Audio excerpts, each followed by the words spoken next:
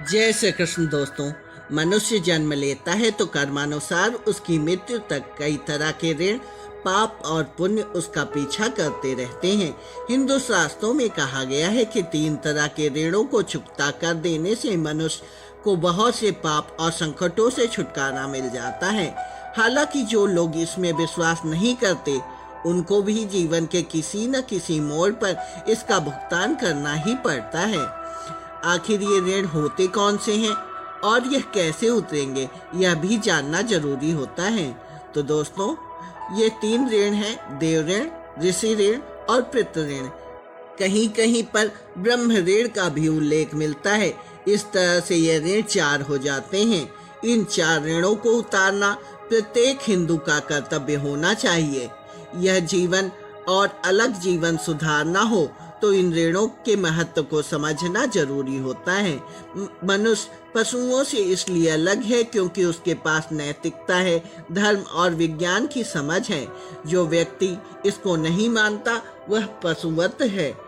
दोस्तों, अब आपके मन में भी यह प्रश्न जरूर आ रहा होगा कि यह 3 तरह के ऋणों को क्यों चुकता करना चाहिए। तो दोस्तों, 3 ऋण नहीं चुकता करने पर उत्पन्न होते हैं त्रिविध ताप, अर्थात सांसारिक दुख, दैविक दुख और कर्म के दुख।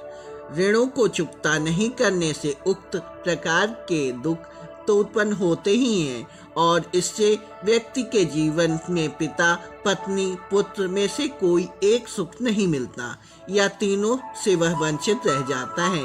यदि व्यक्ति बहुत ज्यादा इन ऋणों से ग्रस्त है तो उसे पागल खाने, जेल खाने या दवा खाने में भी जीवन गुजारना पड़ता है।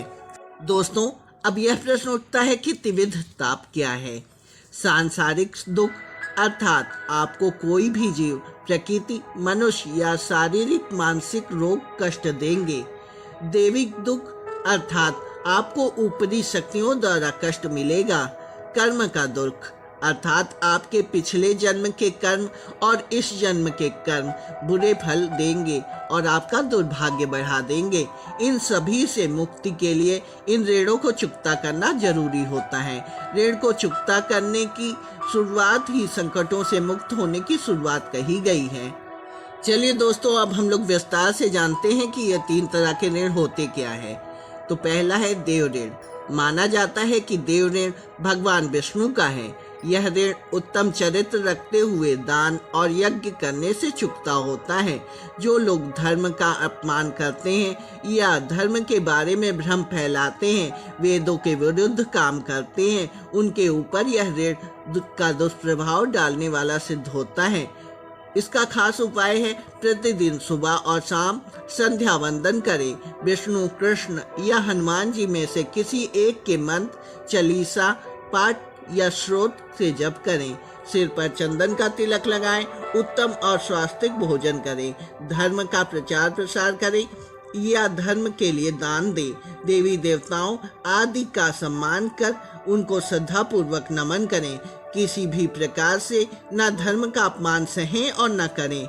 हिंदू हैं तो हिंदू कर्म और स्वभाव से भी बने। दूसरा ऋण है ऋषि ऋण। यह भगवान शंकर का ऋण है। वेद, उपनिषद और गीता पढ़कर उसके ज्ञान को सभी में बांटने से यह ऋण चुकता हो जाता है। जो व्यक्ति ऐसा नहीं करता उससे भगवान शिव, ऋषिगण सदा अप्रसन्न रहते हैं। इससे व्यक्ति को जीवन में घोर संकट से घिरता जाता है या मृत्यु के बाद उसे किसी भी प्रकार की मदद नहीं मिलती। इस ऋण को चुकाने के लिए व्यक्ति को प्रतिमाह गीता का पाठ करना चाहिए। स्वयंभू साधुओं से दूर रहकर गीता भवन में चल रहे सत्संग में जाते रहना चाहिए। सभी तरह की बुराइयों को समझकर उससे दूर रहने का प्रयास करना चाहिए। अच्छे आचरण को अपनाना चाहिए। शरीर, मन और घर को जितना हो सके साफ और स्वच्छ रखना चाहिए। कुछ विशेष दिनों में ब्रह्मचर्य व्रत का पालन करना चाहिए। सिर पर घी, चंदन या केसर का तिलक लगाना चाहिए। पीपल, बड़ और तुलसी में जल अर्पित करना चाहिए। एकादशी, प्रदोष और चतुर्दशी का व्रत रखना चाहिए। चतुर्मास के प्रथम माह में श्रावण सोमवार को पूरे माह व्रत रखना चाहिए। तीसरा ऋण है पितृ ऋण। यह ऋण हमारे पूर्वजों का माना गया है। पितृ ऋण कई तरह का होता है, हमारे कर्मों का, आत्मा का, पिता का, भाई का, बहन का, माँ का, पत्नी का, बेटी का और बेटे का। स्वऋण आत्म ऋण का अर्थ है कि जब तक जातक पूर्व जन्म में नास्तिक और धर्म विरोधी काम करता है तो अगले जन्म में उसे स्वऋण चढ़ता है। मातृ ऋण कर्ज चढ़ता है और घर की शांति भंग हो जाती है। बहन के ऋण से व्यापार नौकरी कभी भी स्थायी नहीं रहती। जीवन में संघर्ष इतना बढ़ जाता है कि जीने की इच्छा खत्म हो जाती है।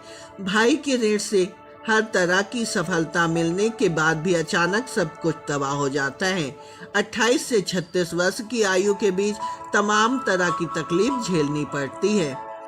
इस ऋण को उतारने के 3 उपाय हैं। देश के धर्म के अनुसार कुल परंपरा का पालन करना, पितृ पक्ष में तर्पण और श्राद्ध करना और संतान उत्पन्न करके उससे धार्मिक संस्कार डालना, प्रतिदिन हनुमान चालीसा पढ़ना, भुकुटी पर शुद्ध जल का तिलक लगाना, 13, 14, अमावस और पूर्णिमा के दिन शुद्ध घी की धूप जलाना, घर पर वास्तु ठीक रखना, शरीर के सभी छिद्रों को अच्छी रीति से प्रतिदिन साफ सुथरा रखने से भी यह ऋण चुकता होता है।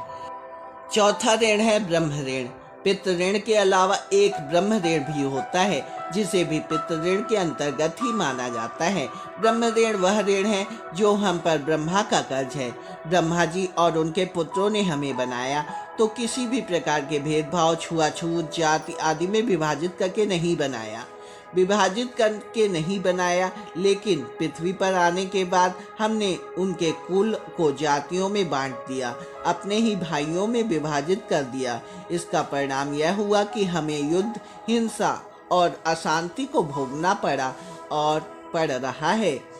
दूसरी ओर यह ऋण हमारे पूर्वजों, हमारे कुल, हमारे धर्म, हमारे वंश आदि से जुड़ा है। इस ऋण को पृथ्वी का ऋण भी कहते हैं जो संतान द्वारा चुकाया जाता है। बहुत से लोग अपने धर्म, मातृभूमि और कुल को छोड़कर चले जाते हैं। उनके पीछे यह दोष जन्मों तक पीछा करता रहता है। यदि कोई व्यक्ति अपने धर्म और कुल को छोड़कर गया है तो उसके कुल के अंत होने तक यह चलता रहता है, क्योंकि यह ऋण ब्रह्मा और उनके पुत्रों से जुड़ा हुआ है। इस ऋण से मुक्ति के लिए कुछ खास उपाय हैं। ब्रह्मा ऋण से मुक्ति पाने के लिए हमें घृणा, छुआछूत, जातिवाद, प्रांतवाद इत्यादि की भावना से दूर रहकर यह समझना चाहिए कि भारत में रहने वाला प्रत्येक व्यक्ति ब्रह्मा की ही संतान है। उसके और मेरे पूर्वज एक ही हैं। जिसमें घृणा करता हूँ, हिंदू हूँ और तो हिंदू ही बनकर रहेंगे। ना तो आप सवर्ण हैं, ना दलित है। यह तो अंग्रेजों और राजनीतियों के द्वारा बांटा गया है। प्रत्येक भारतीय हिंदू है।